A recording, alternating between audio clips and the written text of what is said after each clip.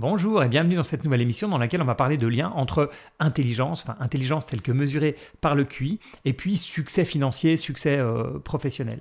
Et c'est vrai que quand on demande, et si je vous demande quelle est la part selon vous de l'intelligence dans la réussite financière et professionnelle, la plupart des gens sont plutôt réalistes et donnent des chiffres en dessous de 50%. En fait, il y a beaucoup de réponses qui tournent autour de 25%. Mais James Heckman, qui est un économiste qui a reçu le prix Nobel de l'économie, prix Nobel d'économie en 2000, lui a fait des études qui trouvent un chiffre qui n'est que de 1 à 2%. Donc il n'y a que 1 à 2% de la réussite financière, réussite professionnelle qui serait due au QI, à l'intelligence pure, on va dire. Alors la question qu'on se pose tous, bien sûr, c'est si ce n'est pas l'intelligence qui joue dans la réussite financière, qu'est-ce que c'est ? On va penser assez instinctivement à la chance. Oui, la chance va jouer un rôle dans la réussite professionnelle, mais on va évacuer ce facteur-là puisque c'est un facteur qui n'est pas vraiment mesurable. D'après les études de James Heckman, ce qui joue aussi énormément, et beaucoup plus d'ailleurs que le QI, c'est la personnalité. Et notamment 3 facteurs qui vont être le fait d'être consciencieux, d'être persévérant et d'être autodiscipliné. Et pour arriver à cette conclusion, Heckman a utilisé des données anglaises, néerlandaises et américaines, et certaines données suivent même des personnes sur des dizaines d'années. Et ça va de tests de QI, tests de personnalité, résultats aux examens, casiers judiciaires, niveau de satisfaction de leur situation, etc., etc. Et ces études ont montré que certaines données permettaient de prévoir la réussite financière beaucoup plus que le QI, et notamment les résultats des examens ou des tests. Et là, on se dit, oui, mais QI, résultats aux examens, c'est plus ou moins la même chose, non ? En fait, pas du tout. Et c'est là où justement la personnalité rentre en compte, puisque Heckman s'est aperçu qu'il y a une énorme différence entre intelligence telle que mesurée par le QI et puis réussite aux examens. Et la réponse, c'est toujours la même, c'est la personnalité. Et c'est ça qui est, je trouve, la donnée en fait la plus intéressante dans l'étude. C'est qu'on ne peut pas directement lier QI et réussite dans les études, dans les examens, mais ensuite il y a un lien qui est beaucoup plus clair entre réussite aux examens, niveau d'études, et puis réussite professionnelle. Alors, le lien, il paraît assez évident.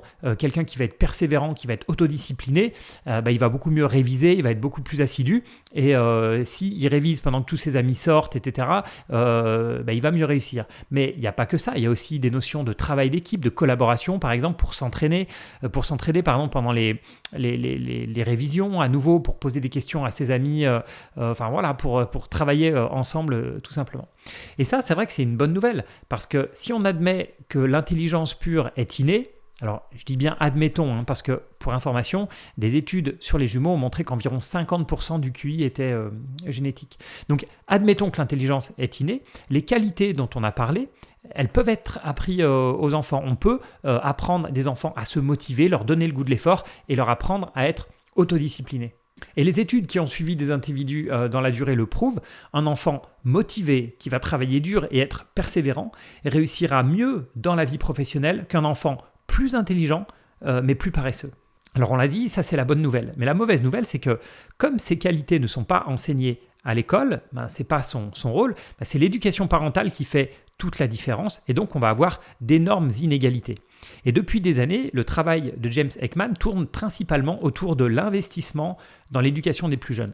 Et selon lui, plus on intervient tôt, avant l'âge de 5 ans, plus on a d'impact. Et d'après lui, l'intervention entre 0 et 5 ans a beaucoup plus d'impact que l'intervention entre 5 ans et 10 ans, qui elle-même a beaucoup plus d'impact que lors du collège ou du lycée, etc., etc. En fait, d'après lui, c'est très tôt qu'il faut apprendre aux enfants, entre autres à se motiver et à être persévérant, mais à apprendre des choses, d'autres choses. Et son deuxième point, c'est d'intervenir surtout auprès des familles défavorisées. Parce que les familles qui ont de bonnes situations ont déjà d'énormes avantages et donnent d'énormes avantages à leurs enfants. En moyenne, un enfant de 3 ans aura un vocabulaire de 1100 mots dans une famille avec une bonne situation, contre 500 mots dans une famille défavorisée. Et comme c'est un Américain, il raisonne même en retour sur investissement.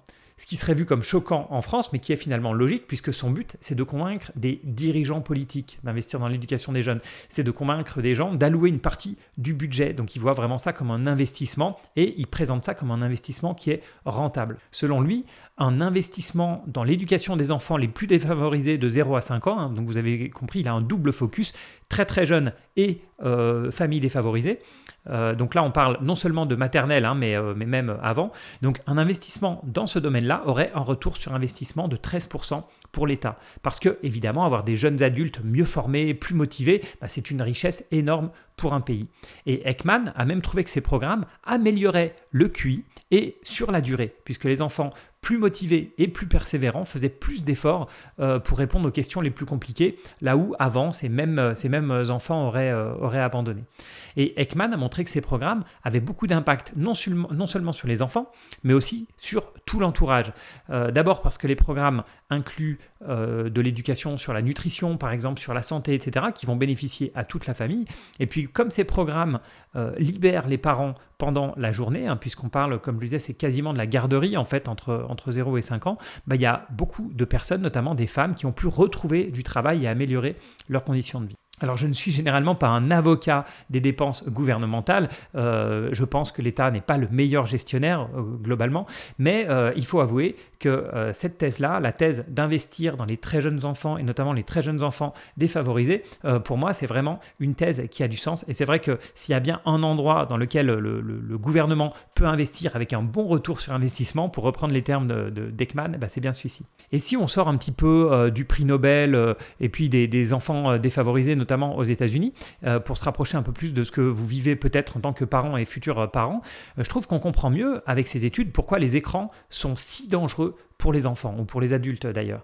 En fait, les écrans enseignent le contraire des qualités nécessaires pour bien réussir. Les écrans, c'est la facilité pour les parents qui sont comme ça bien tranquilles et avec les enfants qui sont occupés, et puis la facilité pour les enfants. En fait, c'est tout sauf de la persévérance. On est passif à gober des contenus et ça sape la discipline puisque vous le savez bien, les réseaux sociaux, TikTok, Insta, etc., ou les séries Netflix, on peut aussi les classer là-dedans, sont designés exprès pour vous faire gober du contenu de plus en plus, sont designés pour qu'on ait du mal à décrocher et à faire autre chose.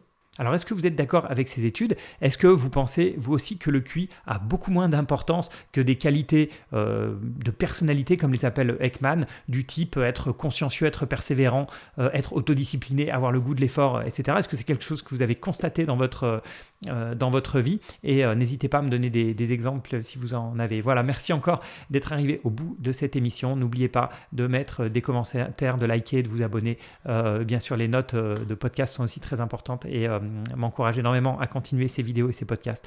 Voilà, merci encore pour votre fidélité et bien sûr, à bientôt pour une autre émission.